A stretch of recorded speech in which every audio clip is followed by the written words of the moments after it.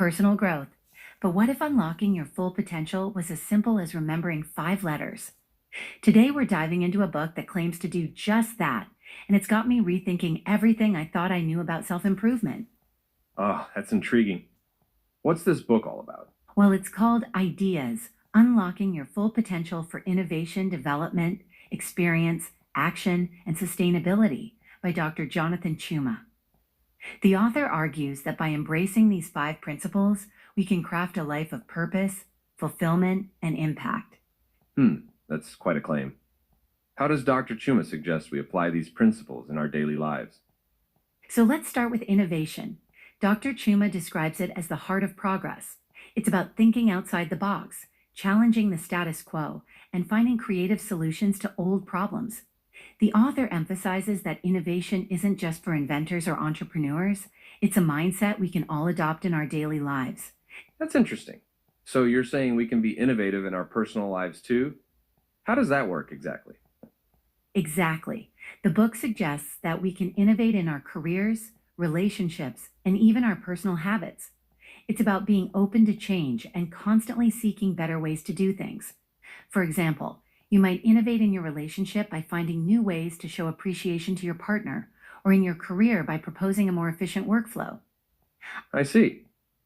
But isn't it risky to always be trying new things? What if we fail? Ah, that's where the second principle, development, comes into play. Dr. Chuma argues that personal development is key to building the resilience and skills needed to innovate successfully. It's about continuous learning and growth, whether through formal education, self study, or hands on experience. So development is about more than just acquiring new skills? It's about changing our entire mindset? Precisely. It's about cultivating what Dr. Chuma calls a growth mindset, which is the belief that our abilities aren't fixed but can grow with effort and perseverance. This ties directly into the third principle, experience. The author emphasizes that every experience, good or bad, offers valuable lessons. That's an interesting perspective. Can you give an example of how this might work in practice? Sure, let's say you're trying to start a small business. You might face setbacks like low initial sales or marketing strategies that don't work. Instead of seeing these as failures, the Ideas framework encourages you to view them as valuable experiences. You might ask yourself, what can I learn from this? How can I adjust my approach based on this experience? I can see how that could be helpful, and I'm just playing devil's advocate here. Isn't there a risk of getting stuck in analysis paralysis? How do we move from reflection to actual change? That's a great point, and it's where the fourth principle, action, comes in. Dr. Chuma emphasizes that ideas and plans are useless without action. It's about taking intentional, purposeful steps towards your goals. The book suggests breaking down large goals into smaller, manageable steps. Each action, no matter how small, moves you closer to your goal. That makes it sound less overwhelming. But what about maintaining that momentum over time? That's where a lot of people struggle, isn't it? Absolutely. And that's where the final principle, sustainability, comes in. It's not just about achieving a goal, it's about creating lasting results and a meaningful life that continues to flourish over time. Dr. Chuma uses the term more broadly than just environmental sustainability. It's about building sustainable habits, relationships, and systems that support your long term success. That's a holistic approach.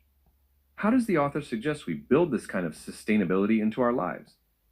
Well, the book emphasizes the importance of balance nurturing all aspects of your life, including health, relationships, finances, and personal well being. For example, if you're working towards a career goal, sustainability might mean ensuring you're not neglecting your health or relationships in the process. It's about creating a lifestyle that supports your growth and success in the long term. I can see how these principles work together. But I'm curious, does the book address the challenges people might face when trying to implement these ideas? That's a great question. While the book doesn't go into exhaustive detail about every possible challenge, it does acknowledge that change isn't easy. Dr. Chuma emphasizes the importance of persistence and resilience throughout the book. He suggests that by embracing failure as part of the learning process and maintaining a growth mindset, we can overcome many of the obstacles we'll face. So it's not about being perfect, but about continuous improvement and growth? Exactly. And I think that's one of the most empowering aspects of this book. It's not presenting a quick fix or a one size fits all solution. Instead, it's offering a framework that each person can adapt to their own life and goals. It's like a set of tools that we can use throughout our lives, adapting them as our circumstances and goals change. That's an interesting way to look at it. But how do we start? It seems like a lot to take in all at once. Dr. Chuma suggests starting small. Pick one area of your life where you'd like to see change and apply the ideas framework to it. For example, if you want to improve your health, you might start by innovating new ways to incorporate exercise into your daily routine.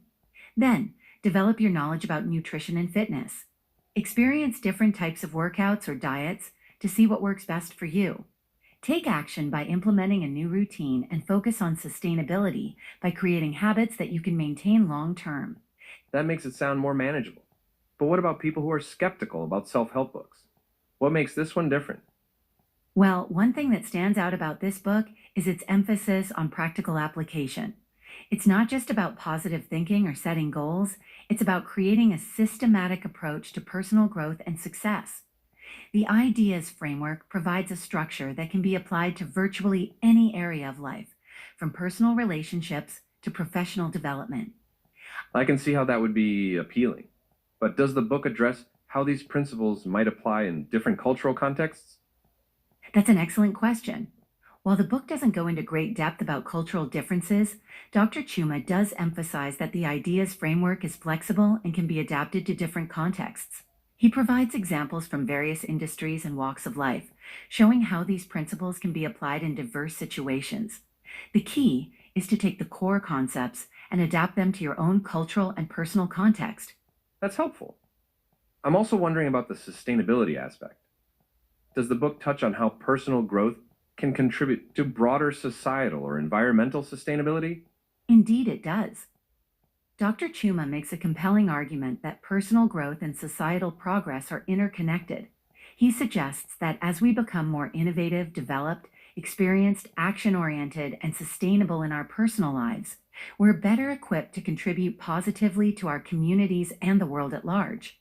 For instance, the innovation skills we develop might lead to creating more environmentally friendly solutions in our workplaces, or the sustainability practices we adopt personally might inspire others to do the same, creating a ripple effect. That's a powerful perspective. It's not just about individual success, but about making a difference in the world. Absolutely. Dr. Chuma emphasizes that true success isn't just about individual achievement. It's about creating that ripple effect that empowers others and contributes to the collective good. He provides examples of how small personal changes can lead to larger societal shifts when adopted by many people.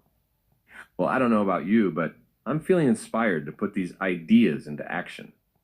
Any final thoughts for our listeners? I'd encourage everyone to reflect on how they can apply these principles in their own lives. Start small, maybe choose one area where you can innovate or take action towards a goal. Remember, it's not about perfection, but about progress. And who knows? Your ideas might just change the world. Until next time, keep innovating, developing, experiencing, acting, and sustaining. This is Gen FM signing off.